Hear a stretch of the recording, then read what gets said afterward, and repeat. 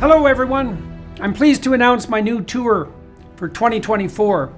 Beginning in early February and running through June, Tammy and I and an assortment of special guests are going to visit 51 cities in the US.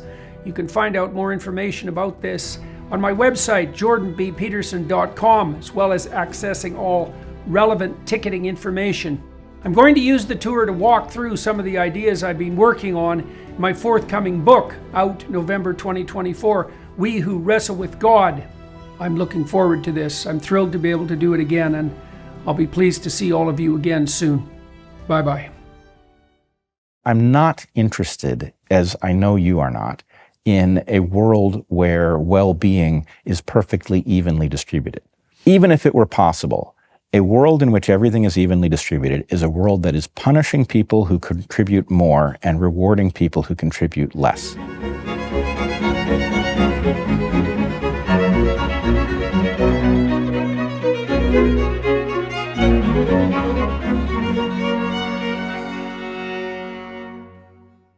Hello, everybody. I had the great pleasure today of speaking with Bret Weinstein, who I've talked to a fair bit, and who has mediated some of the debates I had with Sam Harris. And, our conversations have been very productive across the last, it's getting to be 7 or 8 years.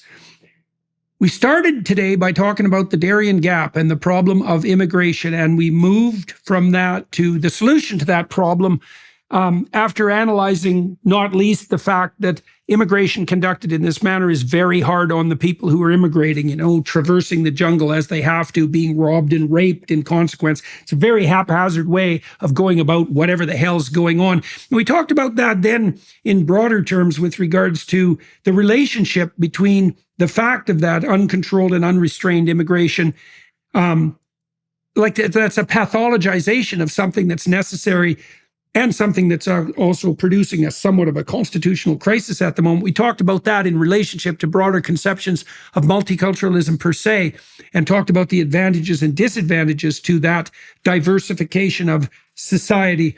And we went from there deeper, I would say, into a discussion of what it is that might necessarily be key to unifying a society, even in the face of a diverse plurality, so that it becomes maximally productive, generous, and sustainable across time. And that led us into a discussion of, as Bret put it, the sacred and the shamanic as two manifestations of that which is deepest. So, join us for the ride. Hello, sir. It's been a while since we talked. How are you doing? I'm doing all right. It's great to see you, Jordan, as always. Sorry to hear about your troubles up in Canada. Oh, yeah. People bring that up, and it kind of surprises me because I forget about it fairly quickly. It's so absurd and preposterous that it's hard to take it with any degree of seriousness. I think it's partly because it's more serious for other people in some ways than it is for me. I mean, there's not much they can do to me. They can damage my reputation a little bit.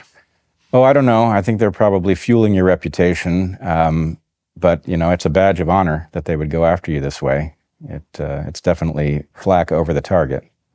Yeah, well, at some point, too, it becomes necessary to stop your association with people who have deviated from the appropriate course too dramatically. So, and I have to figure out how to negotiate that. Tell me, Bret, what are you up to?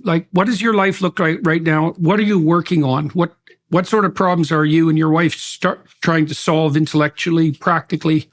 Where are you in your life? That's a good question.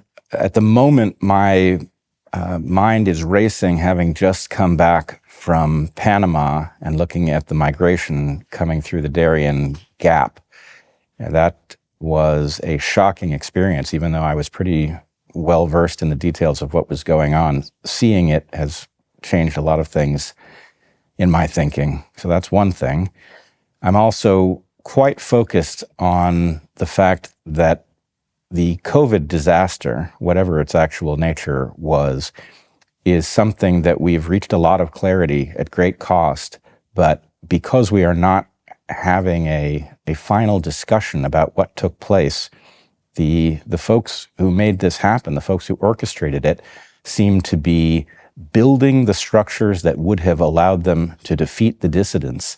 And most people are not paying attention to those changes. And I have the sense that we're being set up for a rematch, and it will not go well if we don't derail their efforts. Okay, so you've been constant. Well, okay, so let's put those together a little bit. You were down in Panama with Michael Yon, if I remember correctly. I do know this. I was thinking about coming along, although that became impossible at the present time for a variety of reasons, not least because I'm trying to finish up my most recent book. But you were down there and you took a look. So tell me about going down there.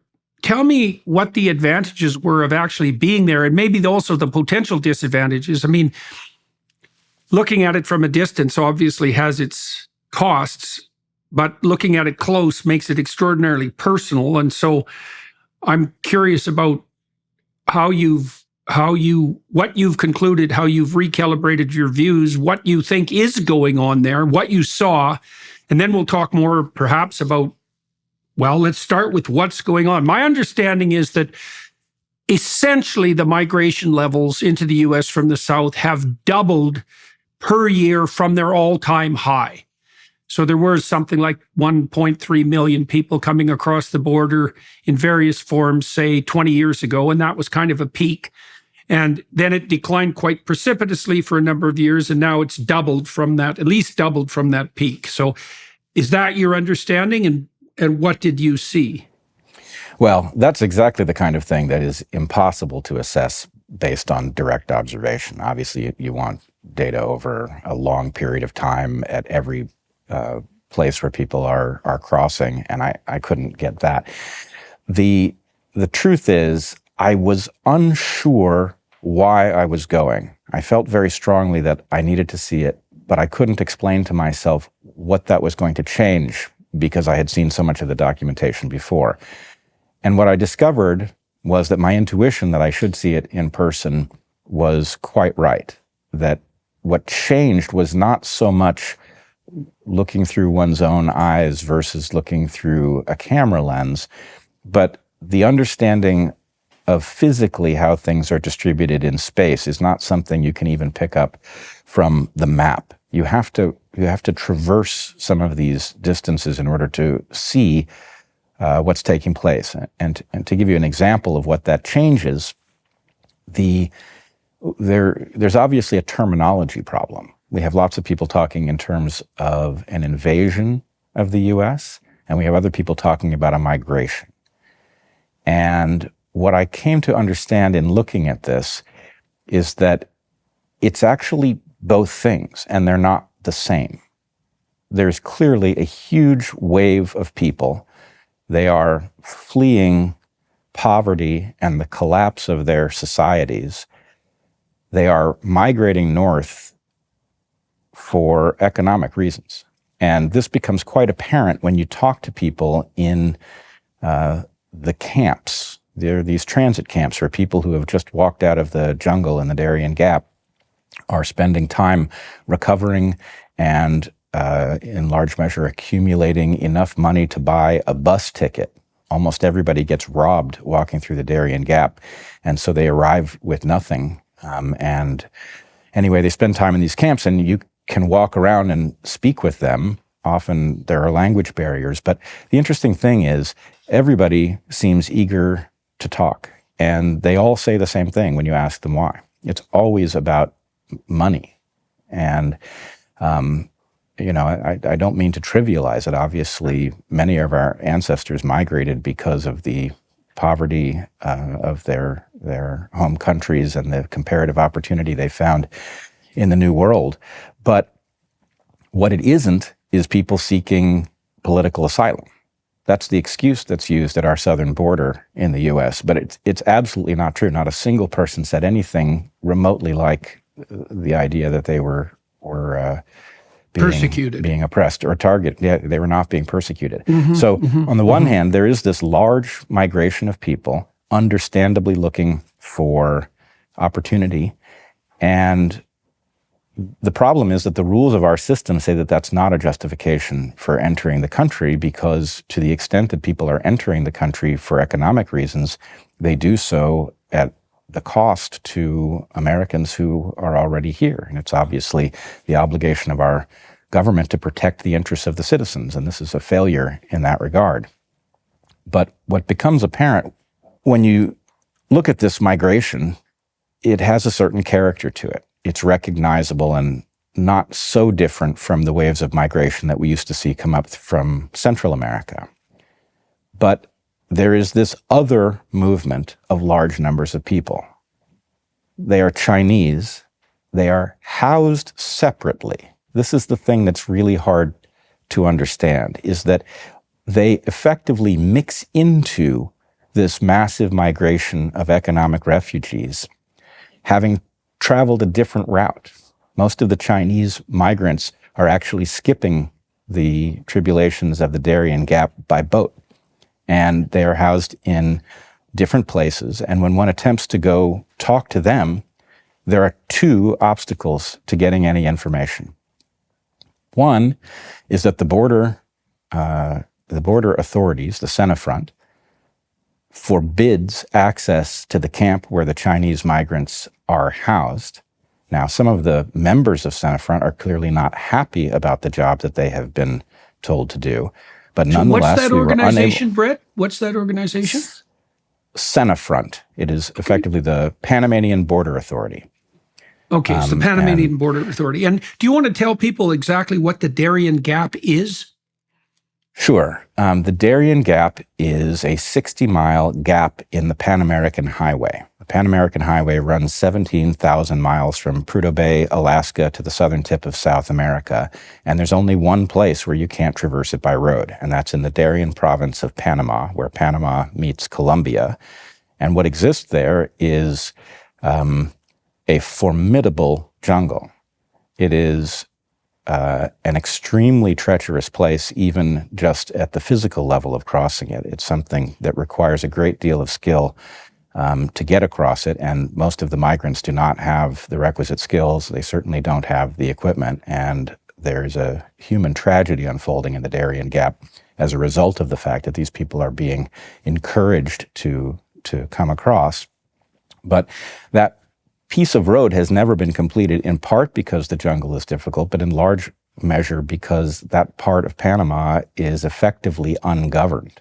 It's a no man's land, in addition to being an ecological treasure, unique on Earth, and even more special because so much of the more accessible jungle in the neotropics has been devastated by various processes, mining, illegal lumber extraction, etc. Well, you were talking about the Chinese migration, which, sounds to me like a complete bloody mystery. So, on what scale is this occurring? Why are the Chinese housed differently? Who are they? Why are you forbidden? You said there were obstacles to talking to them. One was the Panamanian border authorities. You had made allusion to another obstacle. So let's continue with the discussion of the Chinese. So the other obstacle is the Chinese themselves, who are absolutely not forthcoming in a way that is utterly conspicuous. Now, I've been to many places on Earth, some of them dangerous. I've encountered people who were reluctant to talk because they feared some authority would get wind of what they had said and that they would be punished. This did not feel like that at all. These were people who were not interested in conveying information about why they were migrating.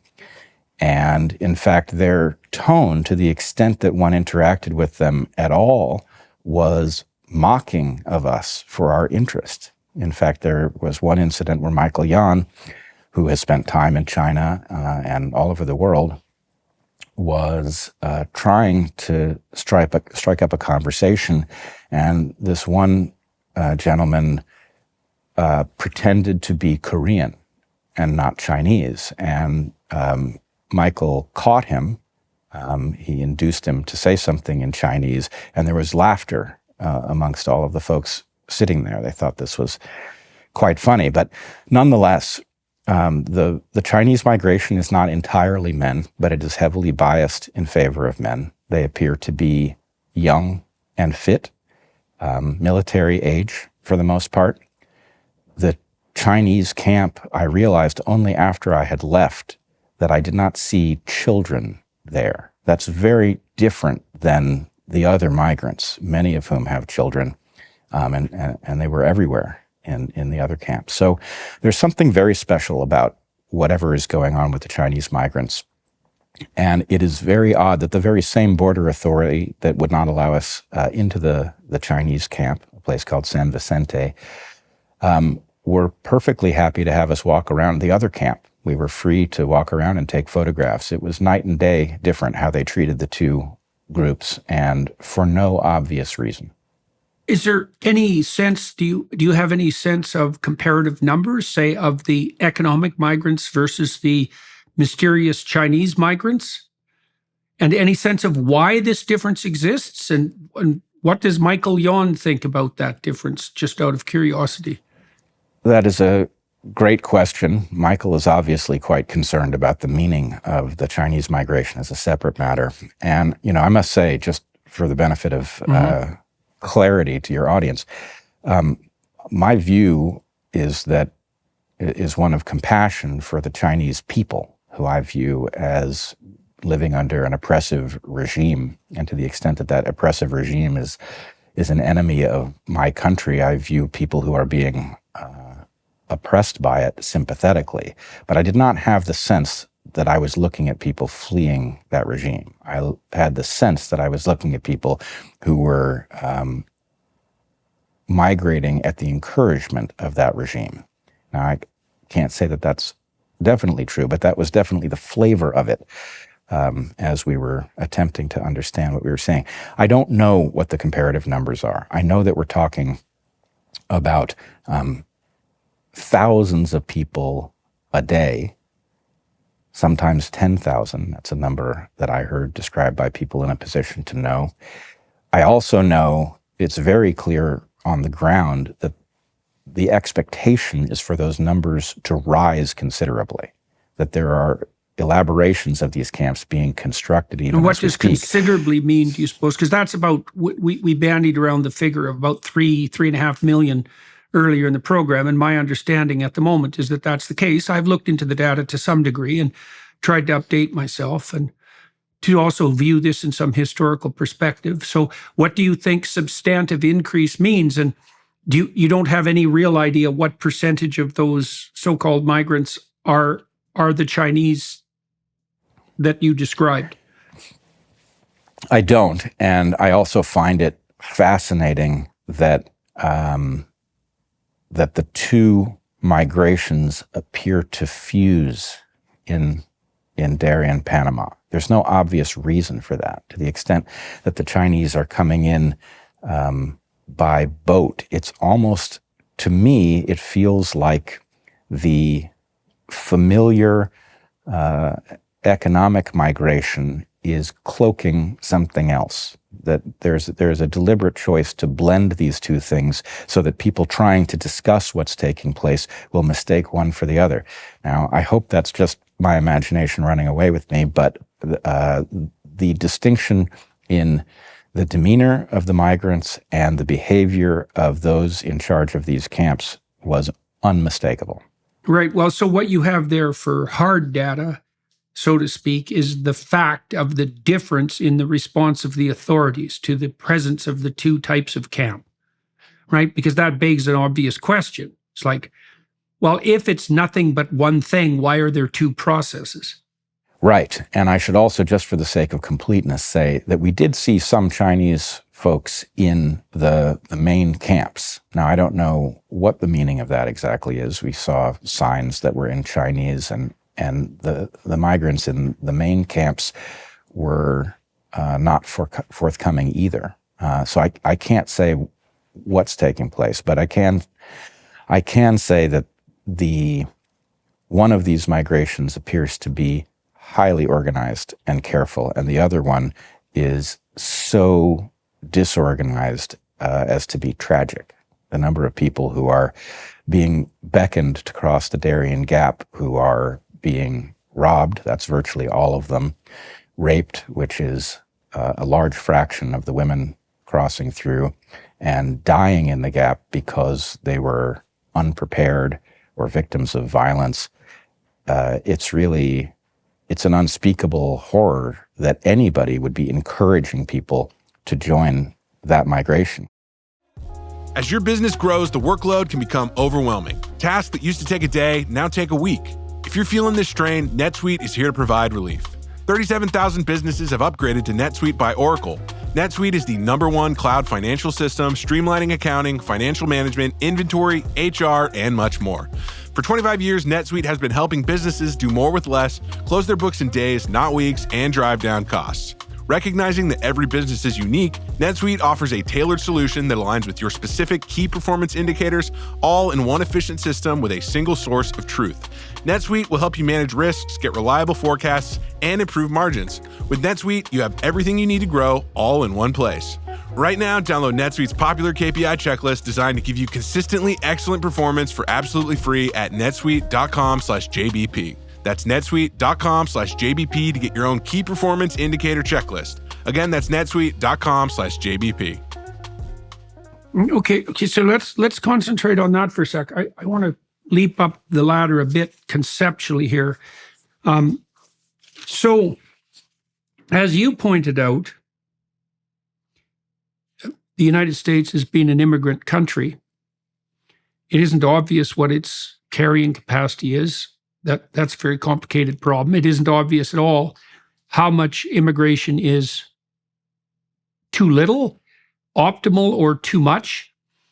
It's certainly the case that it's a straightforward thing to be sympathetic for people who are moving merely because they want better economic opportunities for themselves and their children. I mean, that's a very compelling reason. It's not something to be made light of. It's interesting that you observed there was almost no claim of necessity for political asylum. Now, what you would hope, possibly, is that we could have an intelligent discussion about an optimized rate of migration. Now, you pointed out that a rapid influx of poverty-stricken people into a stable society potentially produces a situation where those people compete, especially with the people who are struggling hardest in the current state for relative economic opportunity.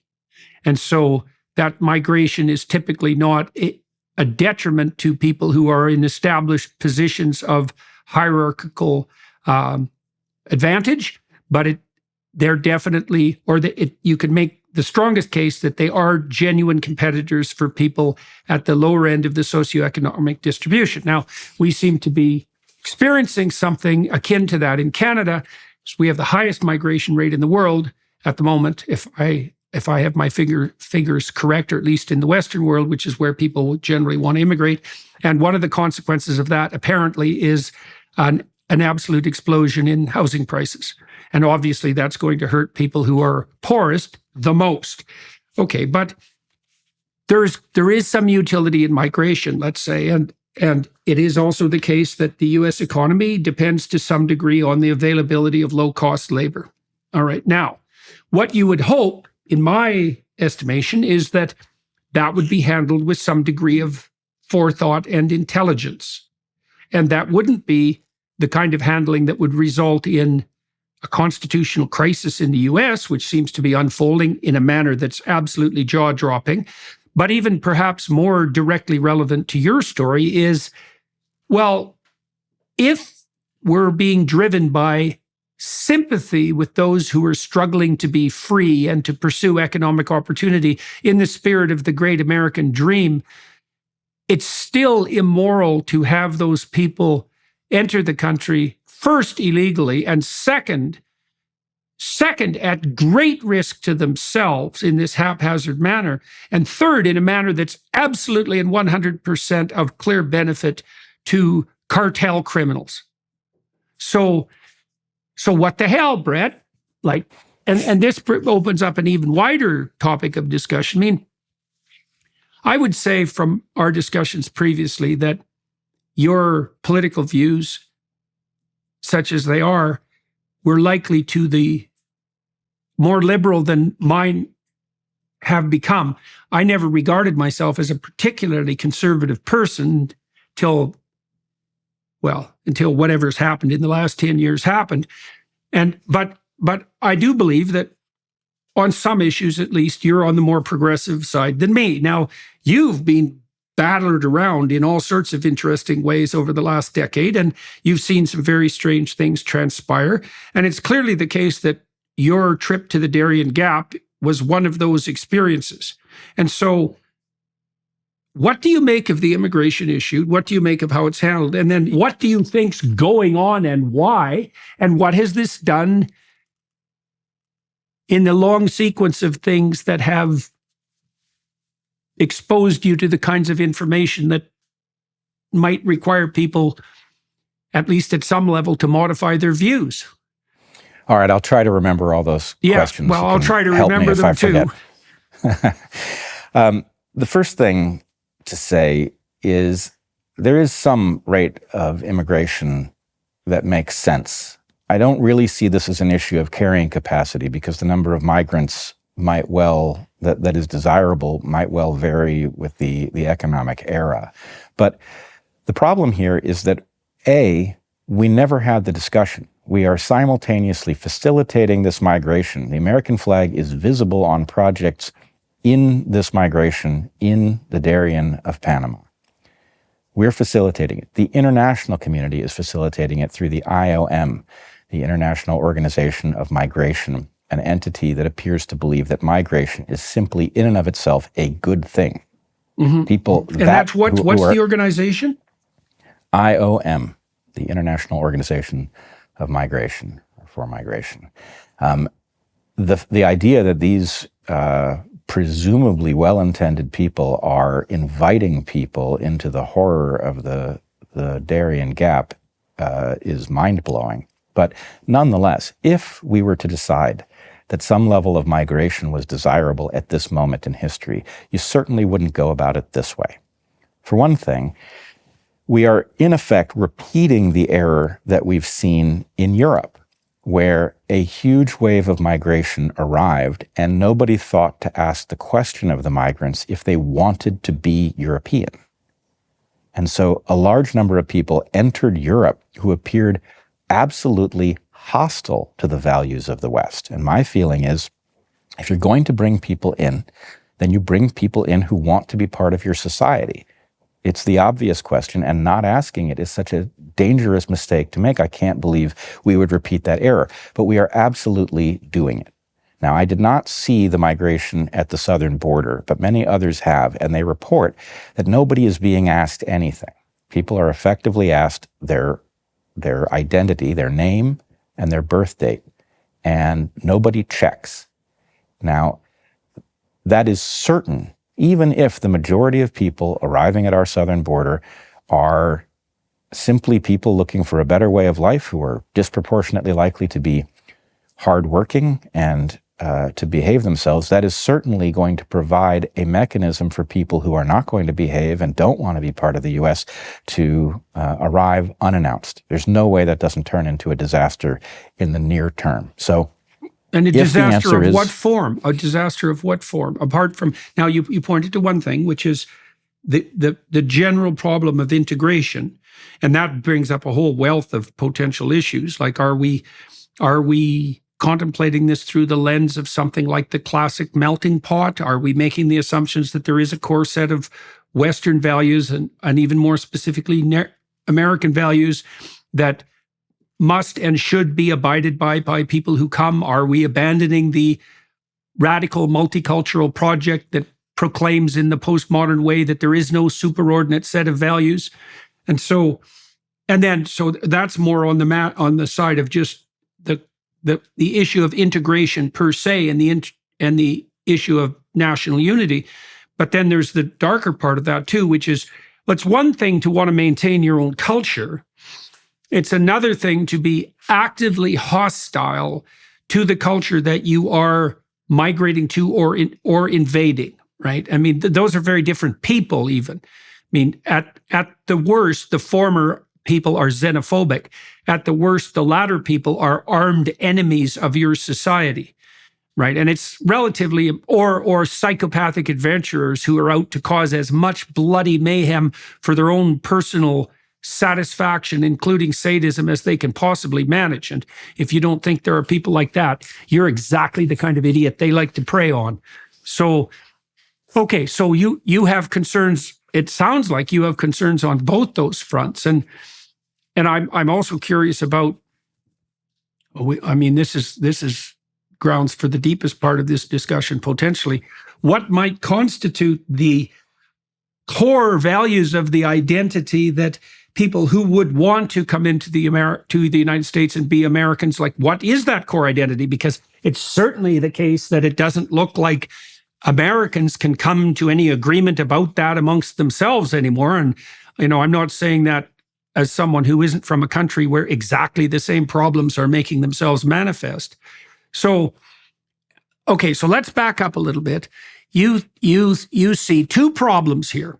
There's a problem of unregulated and badly planned economic migration. And then there's a parallel problem of just exactly who is using that opportunity to do whatever it is that they're doing. Two separate categories of people. Seems like at least a reasonable proposition or something to be apprehensive about. Subsidiary problem, which is even if migration is good, and as I said, historically, the allowance has been about 1 million people a year in the illegal route, let's say. Triple that is a lot. We haven't had a chance to discuss that. It looks like it's increasing. And that brings forward the problem of integration. And so you pointed to this IOM, an organization, International Organization of Migration. Is that the proper For migration, term? yep. Yeah. Mm-hmm. You said it is apparent to you and perhaps to them that unrestricted migration, and so that would be like economic mobility, that's what's driving us, is a philosophy of economic mobility, and that unrestricted migration is just a good thing in and of itself. And there are a variety of organizations who are pushing that proposition forward and facilitating this movement. And are they like advertising in the countries where these people are coming from? How is this actually, how and why is this occurring, and how is it organized? All right, so there's a bunch there. I want to come back to the question of what are American values, what this has to do with political left and right, but I also want to address the question you just asked. And so there's a structure to this migration, which is not apparent to an outsider. Most of the migrants are arriving in Quito, Ecuador. It's not obvious why that should be. Geographically, it's not the right place to start because Ecuador does not border Panama. It happens that Ecuador has a policy of not requiring visas. So when people come from the Middle East, and there are many migrants in this migration coming from the Middle East, odd as that sounds, they arrive in Quito, Ecuador. They migrate through Colombia. They enter the Darien Gap, and they cross over into Panama, at which point their journey north is facilitated by these organizations very directly. There are large buses, a huge fleet of them that is constantly circulating, and migrants are, as I've mentioned, they're almost always robbed as they cross the Darien. It takes time for them to earn enough money to buy a bus ticket. And if they don't earn enough money to buy a bus ticket, though this is not widely publicized, they are given a ticket in order to speed them north. And then the strangest thing happens, which is all of the countries between Panama and the United States pass them along. Now, Heather and I crossed through all of those borders except the last one between Panama and Costa Rica in 1991. Every one of those borders was tightly controlled. Nobody crosses, nobody gets waved through. But now, if you're going north and you're in one of these buses, all of these countries seem to have agreed that as long as you keep going, they're not going to say anything about it. That's an odd fact, and it suggests a kind of international coercion in order to establish this route and to keep it open. So the information about how to make the journey is being circulated such that people know where to fly and where to go from there. This is a modern migration, although I met a young woman, Jennifer, who had just crossed through the Darien Gap, had a horrifying story to tell. She's Venezuelan. She was a college student, and she was fleeing the collapse of Venezuela. She, in fact, said that she was headed to Costa Rica, where she intended to stop. She was going to settle in Costa Rica, but in any case, the fact is she had all of her money taken. I did not ask her, though we spoke in oblique terms. I'm quite convinced that she was raped while she was in the Gap, and she was waiting to accumulate the money to get a bus ticket north. I'm hoping that she will contact me and tell me how her journey is going. But nonetheless, yes, international organizations are creating the route and distributing information about how to move. These people start with cell phones that they're able to get up-to-date information. The migration involves strange partners. The Chinese camp, San Vicente, apparently involves lots of people having money wired to them from family back in China via Western Union. So anyway, it's a hybrid between the most low-tech slogging through jungle and high-tech contact and exchange of funds and things that allows people to join these buses, which are then spirited north. But yes, it's an open secret. I mean, most Panamanians that I talked to, people in Panama City, were aware that there was some migration, but did not have very good information about it. So largely, this is just people passing through these societies. Let's go back to the question you asked about political orientation and what the values are. And yeah, I've done a lot of thinking about this long before I went to Panama to see this. And I've come to the conclusion that we've been sold a bill of goods, and the bill of goods was called multiculturalism. And the problem with multiculturalism is that it sounds like something that those of us who like to interact with people from many different cultures should appreciate. But it's in fact the opposite of the value that we actually hold. The value that we actually hold, I would call Western cosmopolitanism. Yeah, Western that's very cosmopolitanism. It's the opposite, right? Multiculturalism is the idea that people should not join our societies, but they should maintain their own traditions in an isolated pocket, and that we should effectively reject the idea of becoming one people in the West. It's just a reduplication of the situation that obtains in the world at large, with no appreciation for the fact that if you bring people together and reduplicate the situation of the world at large with no uniting meta-narrative, let's say, you also bring in all of the conflict.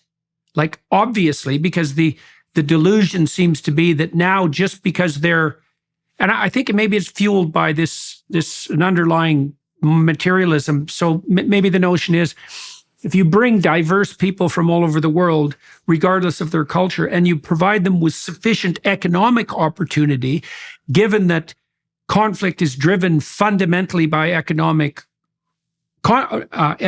need, let's say, or economic differences, that will just vanish somehow magically. Now, I'm not saying anyone necessarily thought this through, but my sense is that the systems of ideas that are motivating these mass occurrences, they have their own internal spirit and forward-moving impetus, and they can be full of internal conflict, and no one really sorts that out. But that's what it seems to be. It's got to be something like, well, we bring everyone together like they are where they already are, but now because they're rich, it's going to work out fine. And there isn't any universal system of values that needs to be preferred other than the plenitude of economic opportunity. And so why do you think there's something to that, right? Because I would say you could make a case, although it's not obvious, that people who are in comparative poverty are perhaps more likely to turn to conflict, although I don't think the relationship is one-to-one. What do you think is wrong with that theory of peace bequeathed by economic opportunity, and why? Well, let me put it in biological terms. There are two basic reasons for any creature, but especially humans, to collaborate.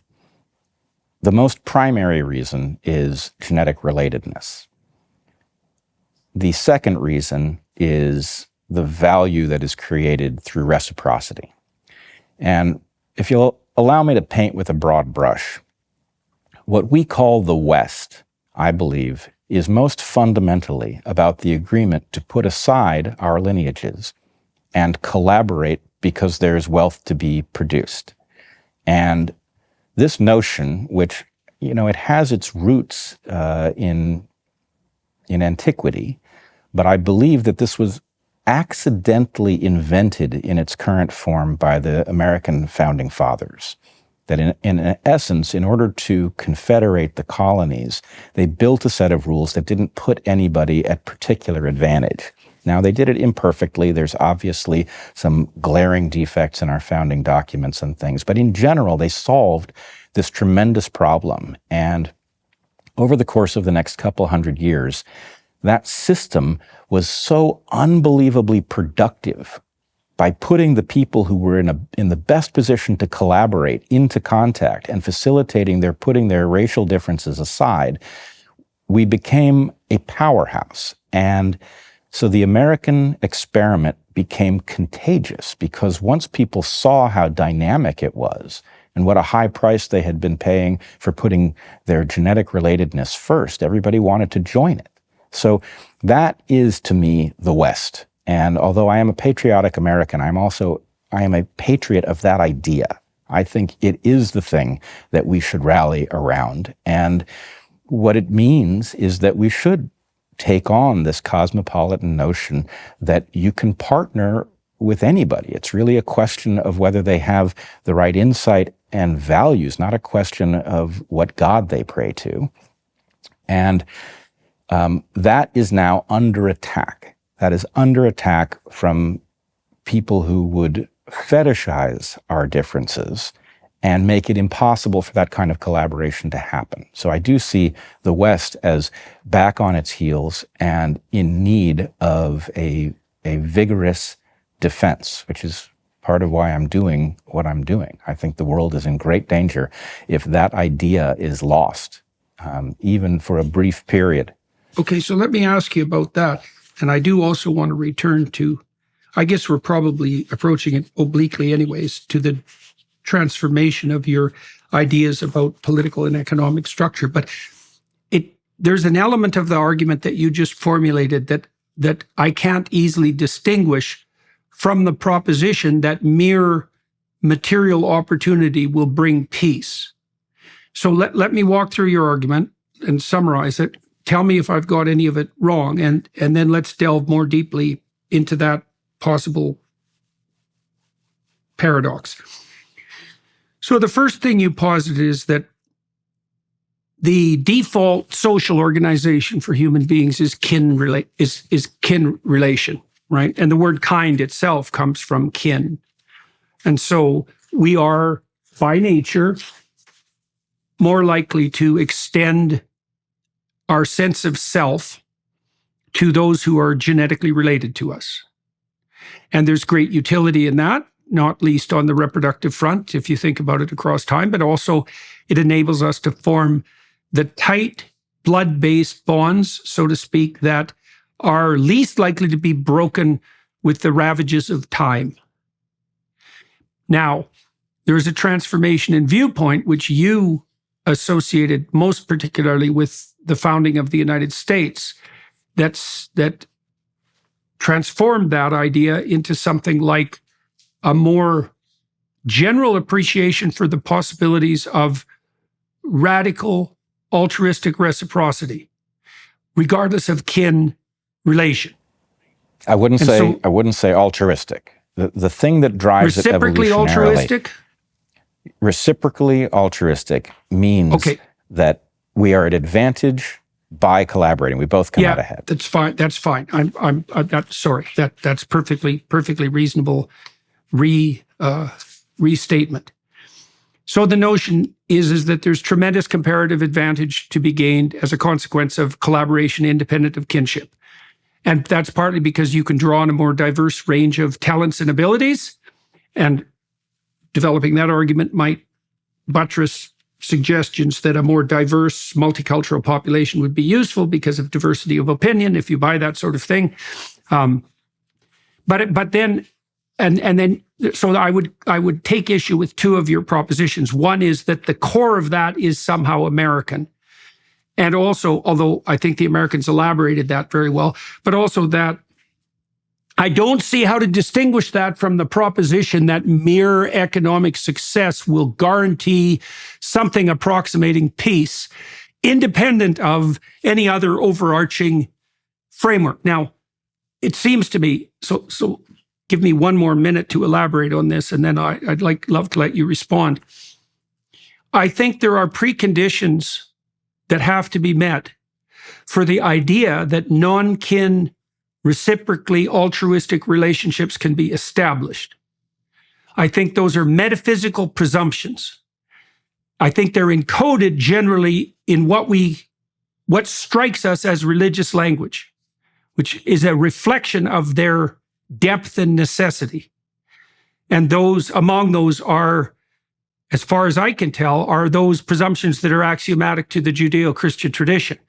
I think those are a precondition for the development of that attitude of radical reciprocal altruism to non-kin participants that characterizes in its highest form the United States.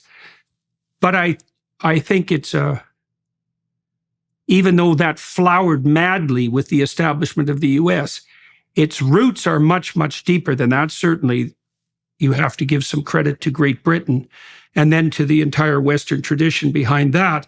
And then it seems to me to the Greek and Judeo-Christian traditions from which that arose. So why stop with the US? I know you don't in some fundamental sense, but also, what do you make of the need for extending that notion of culture beyond the merely economic and pragmatic, or the self-evidently economic and pragmatic?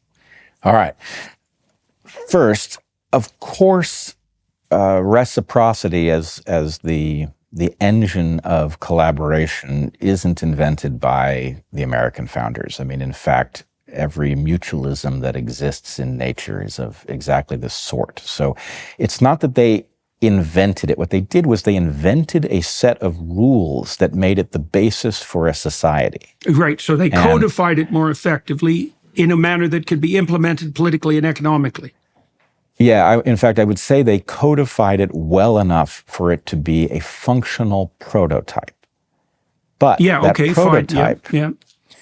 prototype created an unbelievable period of dynamism.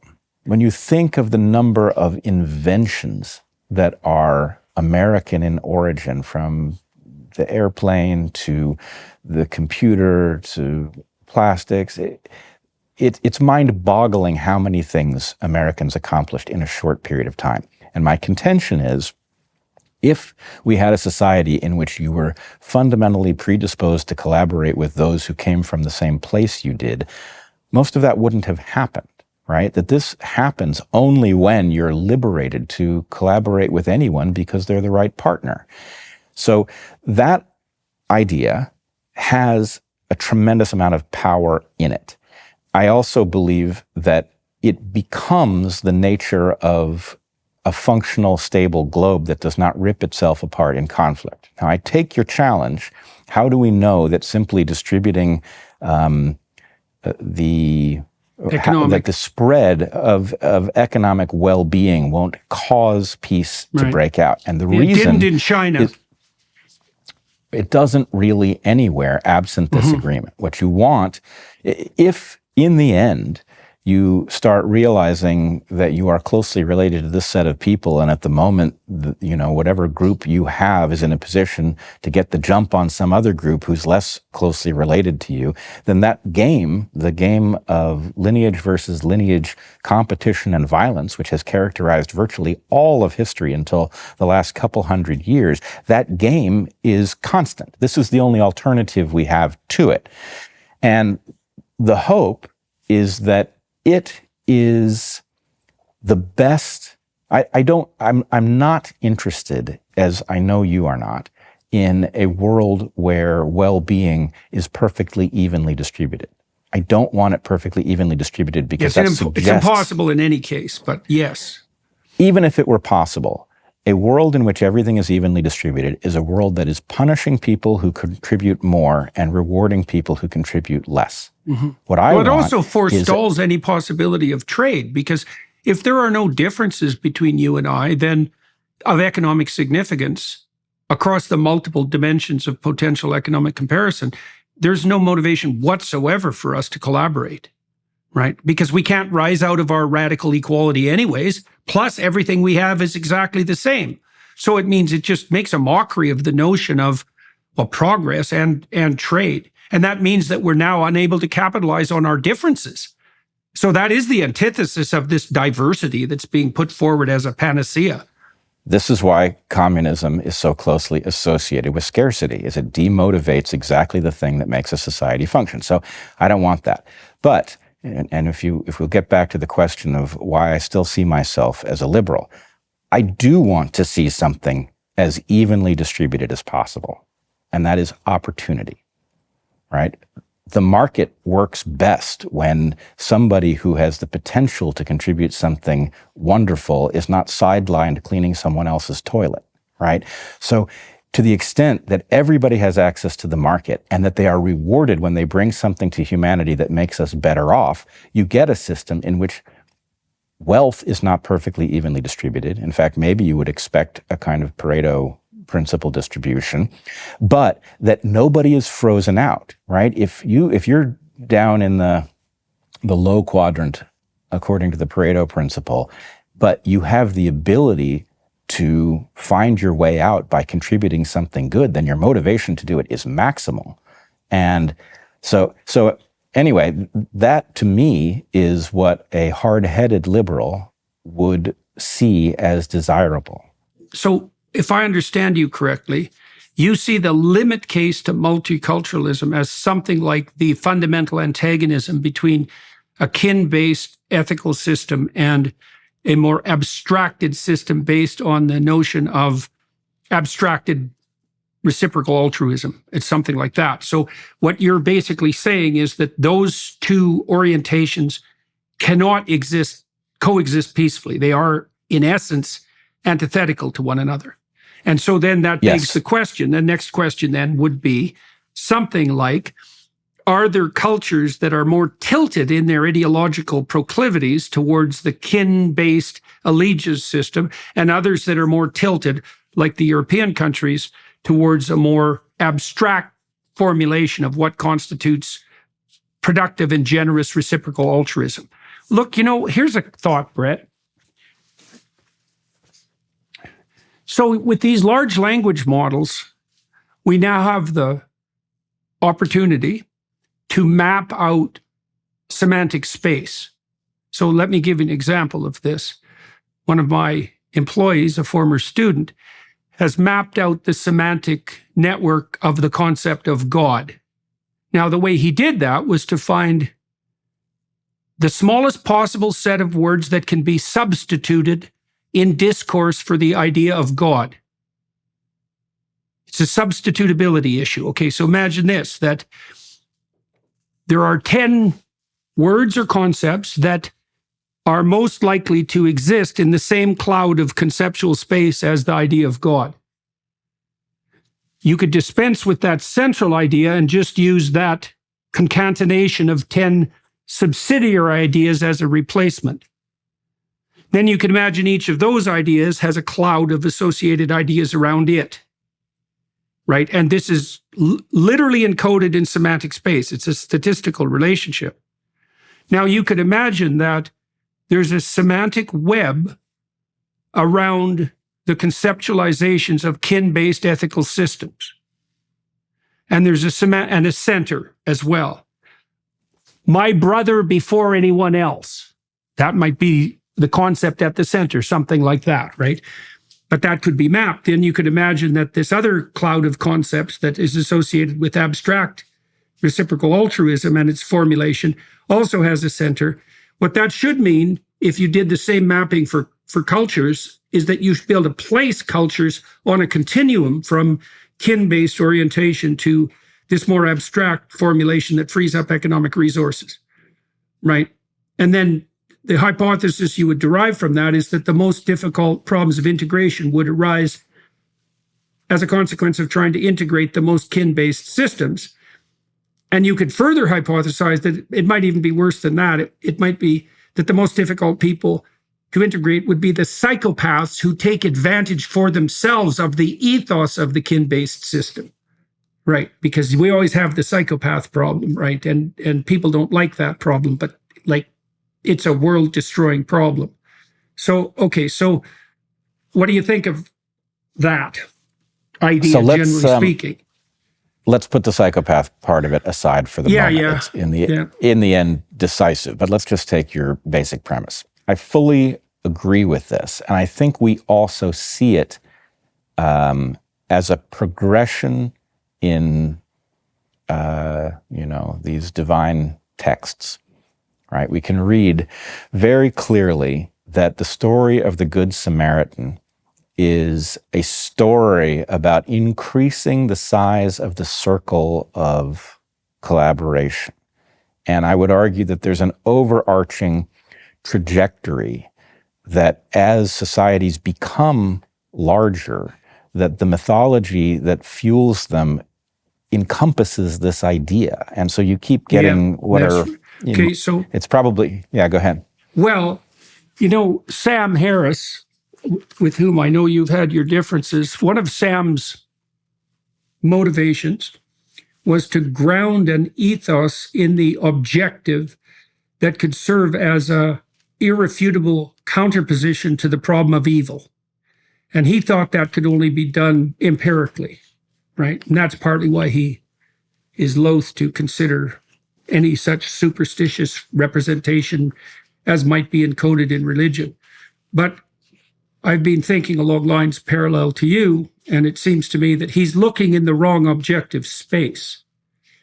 So, because the hypothesis that you're putting forward, you correct me if I've got this wrong, is that there's a pattern, might even be partially mapped already by tit-for-tat competitions, but there's a pattern of complex social interaction that iterates best across time in an uphill direction that, viewed over a sufficiently long period of time, can be seen to have a stable and emergent structure. That would be its intrinsic ethos. And that's the intrinsic ethos that's captured, let's say, most effectively in relationship to political and economic organization by the founding documents of the US.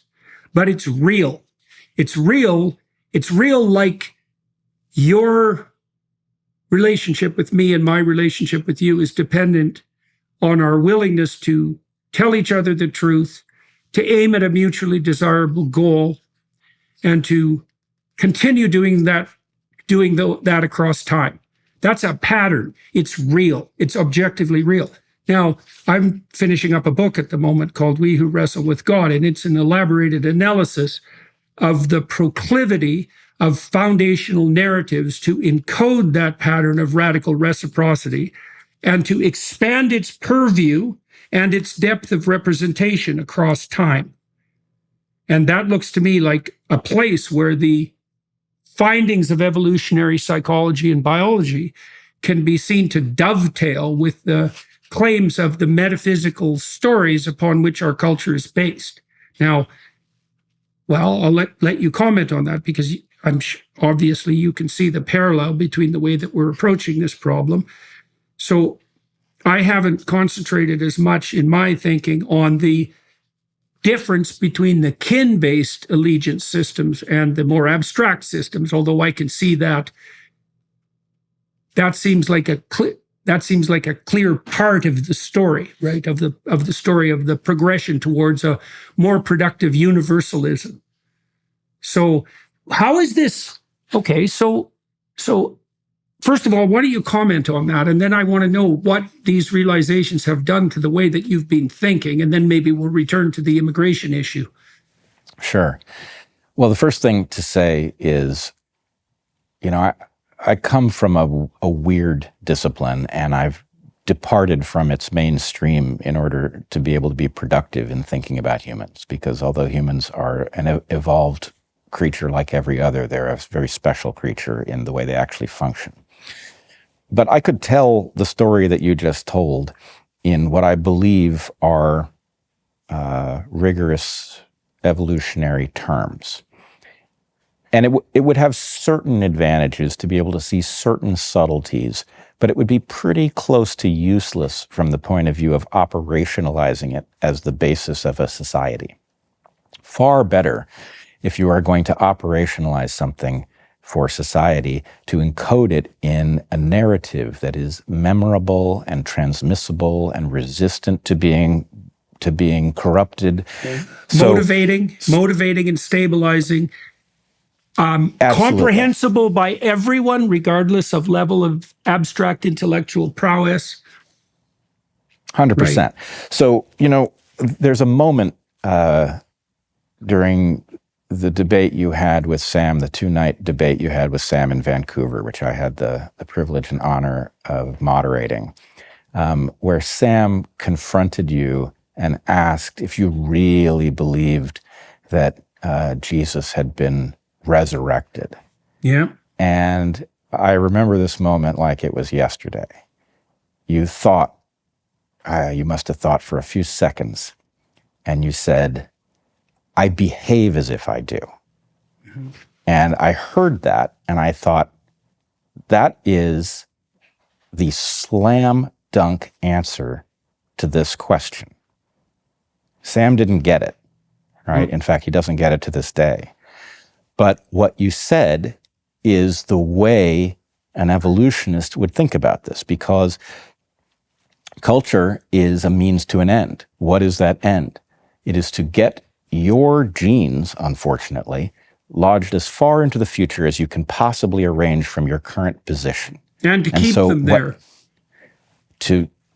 You want to hand the ball off as far into the future as you can, and you want to hand off the motivation for those who receive that ball in the future to do it again, right? So, and eventually that will fail. Quick intervention there, because we should return to this, because it's equally salient. It's a point equally salient to the one that you just described in my discussion with Sam. That's what the story of Abraham represents. Because what God promises Abraham is that if he maintains a certain pattern of orientation and conduct, that not only will he have a son, which was an impossibility for him and his wife, but that he will literally be the father of nations. And so what that story is encoding is a pattern of sacrificial attitude that most optimally ensures the preservation of genetic material across the broadest range of possible situations as indefinitely into the future as can be imagined. And that's what it means mythologically to act in the light of eternity, right? It's that you're not, and this is also, I think, where people like Dawkins go seriously wrong, and the evolutionary biologists in general, people like Sigmund Freud even, is that reproduction is not sex. Sex is a fragment of reproduction. Like reproduction is sex for mosquitoes. Reproduction is sex for psychopaths. But it's not reproduction. Sex is not reproduction for people who are engaged in this higher order process of maximally inclusive reciprocal altruism. Okay, so anyway, it took me a long time to understand this about the story of Abraham in particular, right? Is that now I gotta add one more thing to that, because I think this is equally revolutionary. So Abraham's behavior is characterized by a particular sacrificial attitude. And that's famously, obviously, and that's a form of work. Sacrifice is a form of work. You're sacrificing the hedonic delights of the present and perhaps even your orientation towards immediate power for something approximating a long-term gain and maybe a joint psychological and communal long-term gain. That's sacrifice. Now, human sacrifice, we work. And once we know that, and that's established in the story of Cain and Abel, by the way, it's like it starts with Adam and Eve because they're doomed to work after the fall. Cain and Abel established two patterns of sacrificial behavior. Abraham is a manifestation of one of those patterns of sacrifice. The idea of the sacrifice of that which you love best to facilitate further adaptation is developed extensively in the story of Abraham with this story of the potential necessity of the sacrifice of Isaac. And that's played out in its full manifestation in the gospel stories. And the culmination of this, and I can't see how it can be any other way, frankly, is that the most appropriate form of sacrifice that guarantees the best possible outcome, all things considered, is the full and radical voluntary sacrifice of the self in relationship to the highest possible good. And I think that's what's encoded in the Christian narrative. That's what it looks like to me. It's a limit story, right, of sorts, because it investigates the nooks and crannies of all the dimensions of potential self-sacrifice in service of the highest and integrates them. And so anyways, that's partly what this new book is about, but that's where my thought has gone further with regard to the point that you made about what happened in Vancouver. I knew then what you just said, which was that I answered that because I knew that that was the biologically appropriate answer, right? That's where the rubber hits the road, man. That's what this whole experiment is. And all of the architecture, all of the language we have and the structures, the belief structures that we carry and the stories that we transmit them with, that architecture is about something that we can't see and didn't even have a hint existed until a couple 100 years ago. So that's a tough pill to swallow. And as you point out, most people just don't have the background to see. Yeah. But I would also point out, though, that if you compare the difference between what you said, I behave as if I do, it wouldn't matter if you spoke as if you did, as long as you behaved as if you did. And it wouldn't matter. Somebody who speaks as if they believe it but doesn't behave that way is the inverse. The point is, this is all about modifying behavior, which brings me to this. I would say, too, Bret, also attention. You know, it's become increasingly clear in the last decade that the notion of perception independent of action is a falsehood, right? Because your eyes are moving in accordance with what you value so that you can pick up the relevant sense data all the time. And so the orientation of ethos in action extends to perception itself, to the way the world makes itself manifest to you as a consequence of the choice that you make with every glance about how you're going to interact with it. That also demolishes the Enlightenment empirical story. It's done. Because the empirical story was predicated on the assumption that there was a value-free perception. And the postmodernists critiqued that, and they were right. Now, I would actually challenge you on this, because although at one level you're correct, there's no way to free yourself from perceptual bias entirely. I would argue that science, properly practiced, that is to say, practiced carefully according to the underlying philosophy, not just the motions, but the actual philosophy of science that makes it work, is, at the end of the day, it is a slow tool that has one major advantage, which is that it is capable of telling you that which you don't expect and don't want to hear, right? It tells you things that you are not predisposed to see. But it has to be wielded in the proper manner. The fact that it takes place in a laboratory isn't good enough. The fact that it's reported in a scientific paper doesn't do it. You have to do the method correctly, and then it can tell you what you wouldn't have happened on through the process you're describing. Yes, I would say yes, but, and I think it's yes, but for the reason you already outlined, at least in part, in your discussion of the relationship between kin orientation and this more abstract orientation. So I would say that what science allows you to do is to circumvent and transcend your own particularized biases. But it can't happen at all in the absence of an orientation that's encapsulated within this reciprocally altruistic, broader, abstract ethos. So, because, for example, imagine you're a cancer researcher. So you're accepting an ethos axiomatically before you analyze the data. And the ethos is something like, it would be better if there was less suffering. It would be better if there were fewer cancer victims. It would be better if we knew more about disease in general. And the results of my truthful investigation will be of benefit to people regardless of their relatedness to me. And all of those are intellectual pre-commitments that have to occur before you can even face the data in your spreadsheets properly. If your ethos is, I'm going to extract from this spreadsheet, the patterns in this spreadsheet, the story that will maximally benefit me and my family economically in the short term, then you instantly become a careerist scientist and you pollute the entire enterprise. And so I would say that science only works if it's embedded in the ethos towards which we're developing.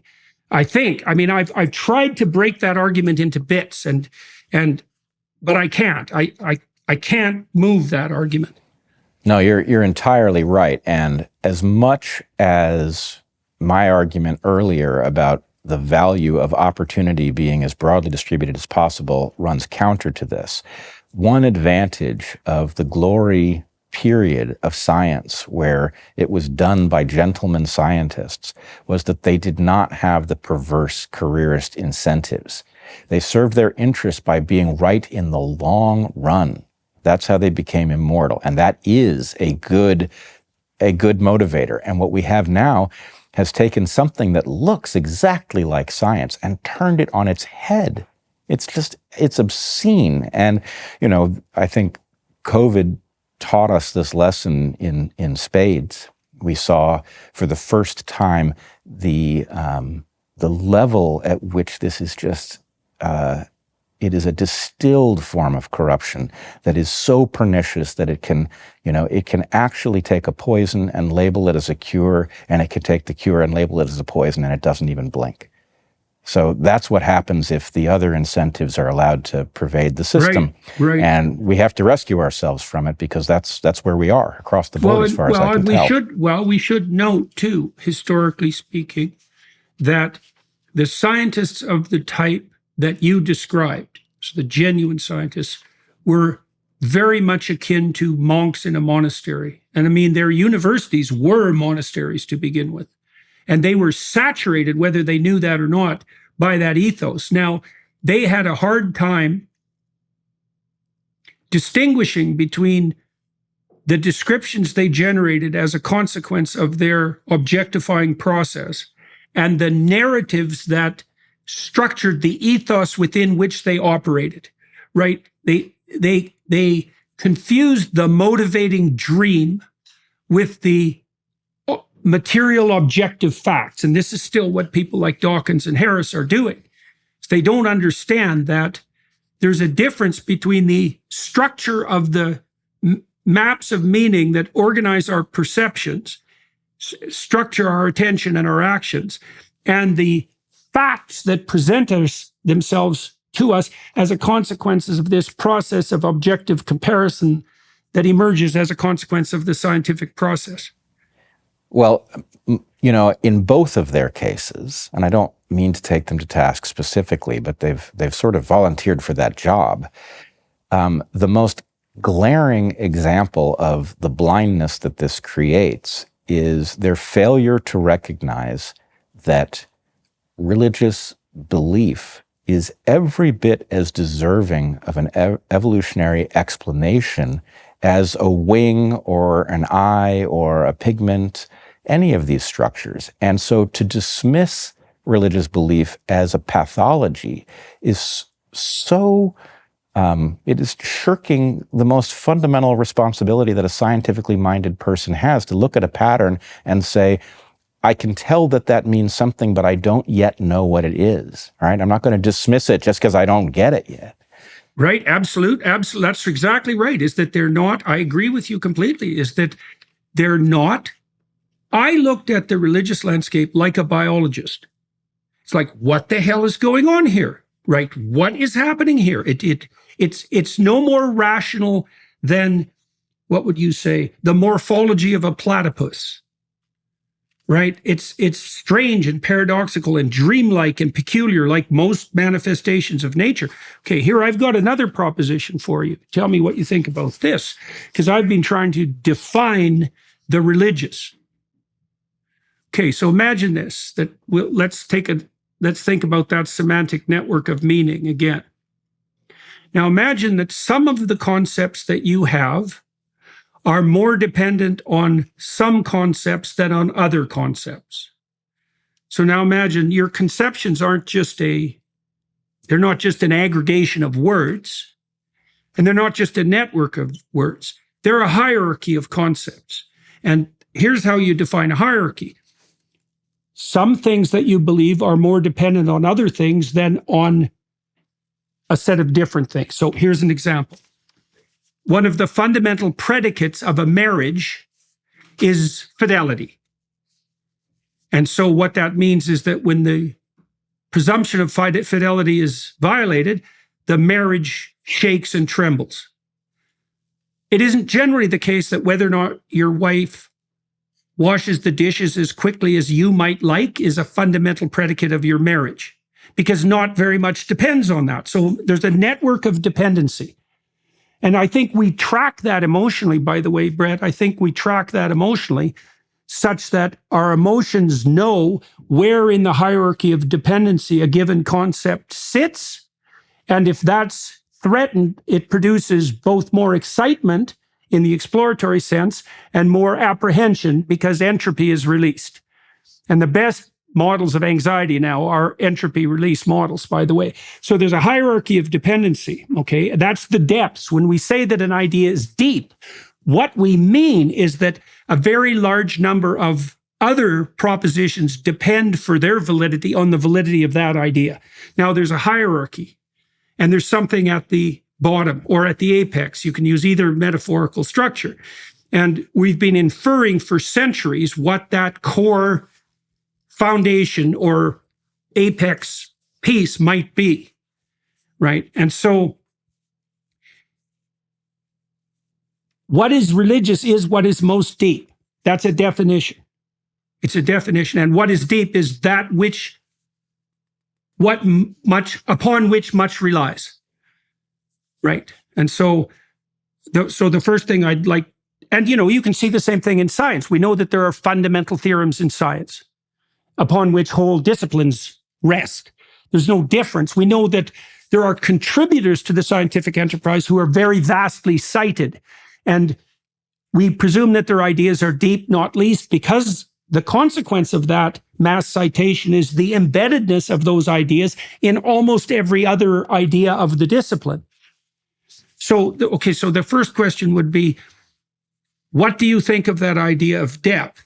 Like technically speaking, and then imagine that the emotions that are elicited when things move in the depths are the array of emotions that have been associated with religious phenomenology since time immemorial. Well, that's quite interesting. I'm recognizing I'm sort of the odd man out in a lot of the circles that I travel in these days. I'm shocked, Bret. But I spend a lot of time with conservatives. There are a lot more religious people in my life than I would have expected. Maybe they outnumber the secularists considerably at this point. But I've been thinking about why that might be. And what I'm realizing is that there is, let's say, among the COVID dissidents, there are quite a number of religious people who stood up at great personal cost and said what needed to be said in order to break the spell.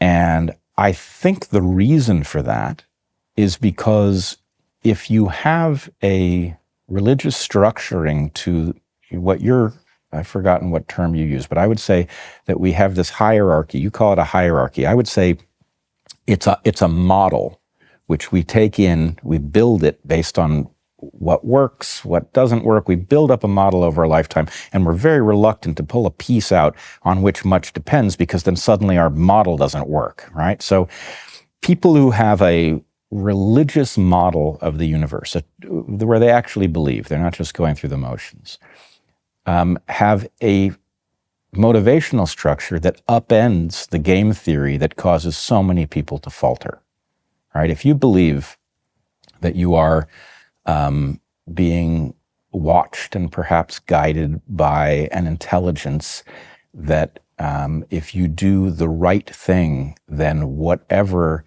pain your enemies may inflict upon you will be dwarfed by the reward that you will get. The eternal in the reward. End. Mm-hmm.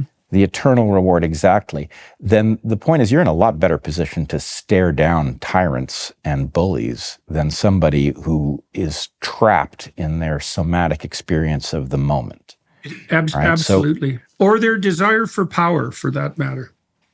Right. So there are lots of traps that people who have a deep relationship with this sort of thinking can avoid.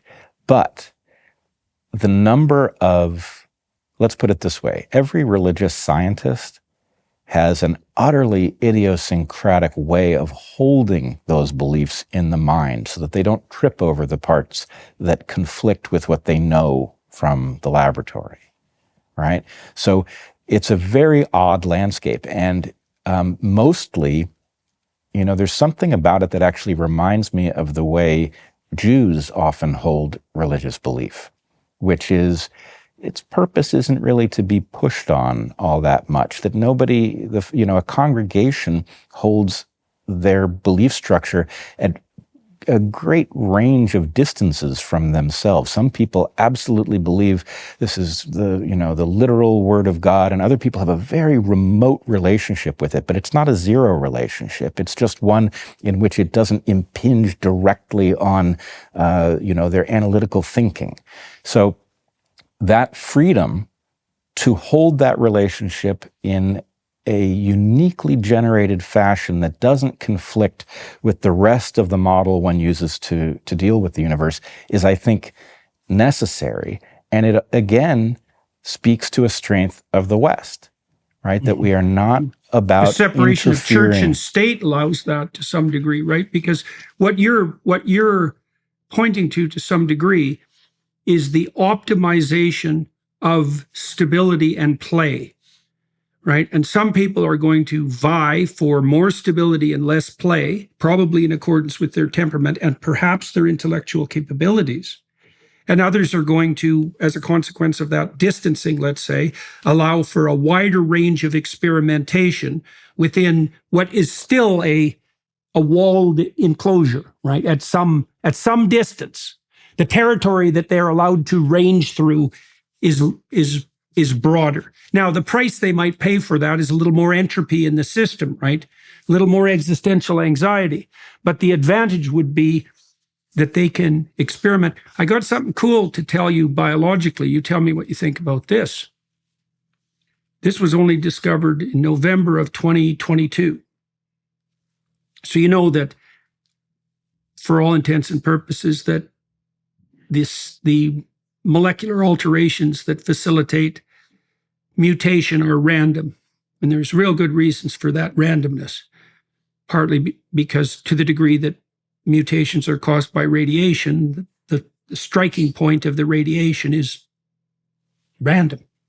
However, there is a hierarchy of repairability So the more... Yes, there is. Yes, exactly. This is a deadly finding. So what that means is, and I haven't been able to reconcile this entirely with my understanding of evolutionary biology, but that means there's a core set of principles by which the system operates. And then out on the fringe, there's allowable room for variation and experimentation, right? And I think that that's the pattern of all conceptual structures. There's a core set of foundational principles, and those are religious principles, and I don't care if you're religious or not, is that they serve the function of the deepest mechanisms of orientation. So I don't care what you call that. It doesn't matter because they're there. And then experimentation can take place on the fringe. Now, temperamentally, some people would be inclined to experiment at deeper levels, right? And that would be the difference between someone who's less or more fundamentalist in their orientation. So what do you think of that as an analogy on the biological side? Well, I've been playing with that analogy from the biological side, and I have a framework built up. So I refer to these two poles as the sacred and the shamanistic. And the idea is that even within a religious tradition, right, there is the sacred, which are the things that one is most loath to upend because they are most fundamental. And then there's the shamanistic, where, depending on the tradition, the monks may be experimenting with, LSD. Hallucinogenic substances. Yes, exactly. Right. Yeah, and the point is, we don't ask them too much what they're doing, and if they find something important, they report it out in a way that we can disavow it if need be. Yes, but the point is, both of these processes are there for a reason. And the fact is, we see exactly this in the genome. And it even extends beyond what you've suggested. It's not just a repairability issue. Okay. So we have the ability, for example, let's take immunity. The way immunity develops when you encounter a disease is something called clonal selection, in which a subset of your cells literally evolves on the scale of hours to days in order to defeat that pathogen, right? So this is a part of the body that has become genetically experimental because it is necessary to do so in order to fight an enemy that your body has never seen. So anyway, yes, sacred to the shamanistic, that exists in the genome. It exists in religious traditions, and we are messing this up. We are not realizing that that basically culture is a means to an end, that genes have produced a mind that is fundamentally cultural because it can evolve more rapidly than if it were genetically. Right. But the problem with that is that much of the stuff that is generated in the moment is noise, right? You can look at long-standing genes and say, I know they must have served the interests of the lineage that carried them because they stood the test of time, right? They have a cost, and yet they stood the test of time. But culture, you don't know that something is useful until it's lasted for at least hundreds of years, which means that most of the new stuff that we see is probably bad for us. And we don't have enough skepticism of it. Yeah, well, that's actually why I think there's variability in trait openness. It's like some of the new stuff is absolutely vital. More of it is deadly, and most of it is noise. Now, if you're high in openness, it's a high-risk, high-return strategy. You're very, very likely to fail, which is generally the fate of most would-be entrepreneurs, unless they repeat the experiment multiple times. If you do succeed, you can succeed unbelievably radically, right? And then you might say, well, to hell with openness. So that would be no shamanic tradition, let's say. But the problem with that is then there's no variability or experimentation. And that doesn't work either, because the future is actually different from the past, right? So there has to be experimentation, because otherwise you can't keep up. So this, as far as I can tell, Bret, this seems to be a place where the evolutionary biology and these new models of theological thinking can dovetail perfectly. We can say something like, well, the relationship between ideas is akin to the relationship that obtains, that governs mutation. It's the same thing. It's logically enough because idea proliferation is the analog to mutation. So why wouldn't it be the same thing? And it implies that on both those levels, there's a core set of axiomatic principles that you violate very rarely and at your extreme danger. This is, by the way, this is the reason that Uzzah dies when he touches the Ark of the Covenant, right? So the Israelites are packing the Ark of the Covenant across the desert and they trip a little bit, and this soldier reaches out to steady the Ark and God strikes him dead. And David is unhappy about that, believing it to be unjust. But the moral of the story is there are certain things that you touch at your peril, regardless of the potential benevolence of your motivations. That's fascinating. So I have one thing. This is probably not going to make a tremendous amount of sense yet. We'll have to unpack it another time because it's a deep discussion. But it's not really that culture is like the genome. It does have a superficial resemblance in the way it evolves. But the way to see it most clearly is that culture is one of several epigenetic mechanisms. And as much as it is strange to think of it this way, all the epigenetic mechanisms seem to abide by the same set of rules. And the rule, I'll just distill it for you. We call it the Omega, Heather and I call it the Omega principle. The idea is that epigenetic phenomena are more powerful than genes because they are more rapidly adapting, but they are subservient to the gene's motivation. In other words, they have to serve genetic ends, at least historically. Now, I do wonder, and one of the things I worry about in the revival of religious belief that we are watching, the thing I'm concerned about is that actually we are at a unique moment in history where we have to turn the tables on the genes. The genes are utterly immoral. They've produced a mental structure which is capable of morality, but they've done that as a means to an end. And my feeling is that what is best about humans, what distinguishes us from all of the other creatures, is not our morphology. It's what we are cognitively capable of. It's the goodness, it's the insight, the compassion. Those are the things which should be in the driver's seat, but they're not. And you and I have talked before about the danger of tragedies of history reoccurring, that these are spasms that tap into predispositions inside the human character that people don't expect because they grow up during times when they're not visible, and then suddenly they emerge. And there's no way that it can be safe to experiment with such a fundamental change. But I'm concerned that if we don't figure out how to put our better angels in charge, that we are going to be condemned to that same pattern reoccurring with ever more ferocious weaponry. Yeah. So, Yeah. Well, so the question that is the issue of the moment. Not only weaponry. I mean that term generally. The technology. Yep. Yeah, exactly. Well, see, one of the things that really, maybe we can close with this because we're at the right time to do that.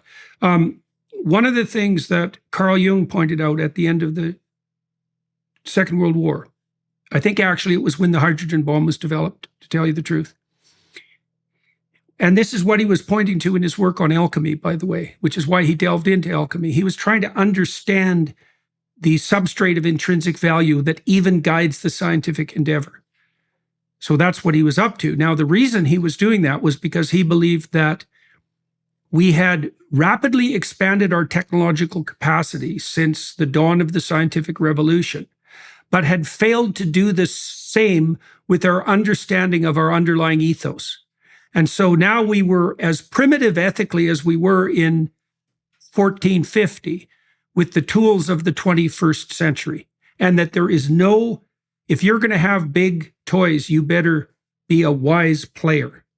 And we're at that moment. And my sense is that, and I would say the positive consequence of this hypothetical revival that you're describing would be that I think we can actually become conscious of these things explicitly in a way that wasn't possible before. I think that's right at hand before us.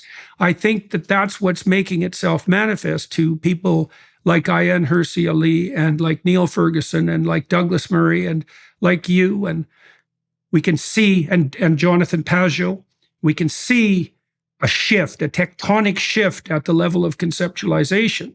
It might even be that the entire culture war is a manifestation of that emerging shift, right? Because we're at war to some degree with the idea that there isn't anything other than hedonism and power, right? And that's the radical proposition. Certainly the postmodernist proposition was that, especially emanating from people like Foucault and Derrida, was that there was, especially Foucault, there wasn't anything other than power.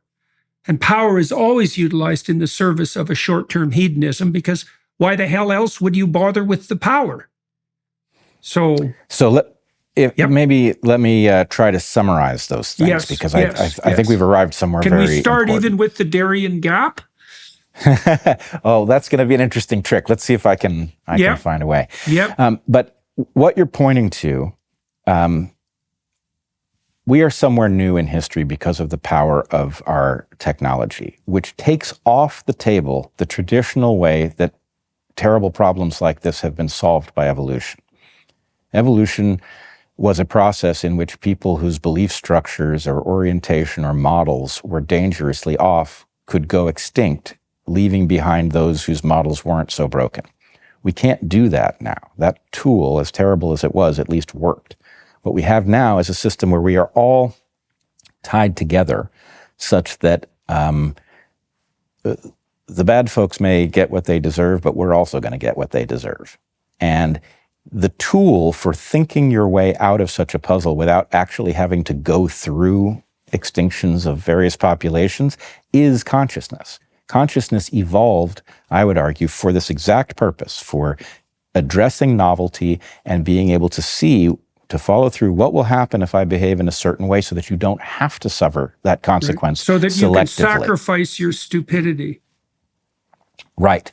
And I guess this does bring us back to the question of the Darien Gap, because what we see going on in Panama really looks like an old model that is now taking on tremendous new power and putting us in global jeopardy by deciding to move people and resources to dispense with the consent of the governed.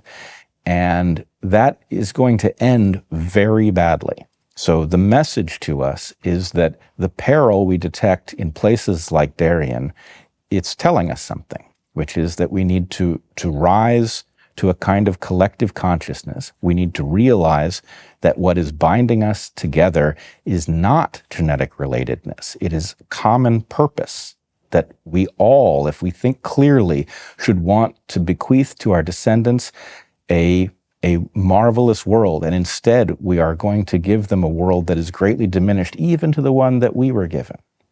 So I think it is that moment. And yeah, I think so too. We better God get to help it. us. Absolutely.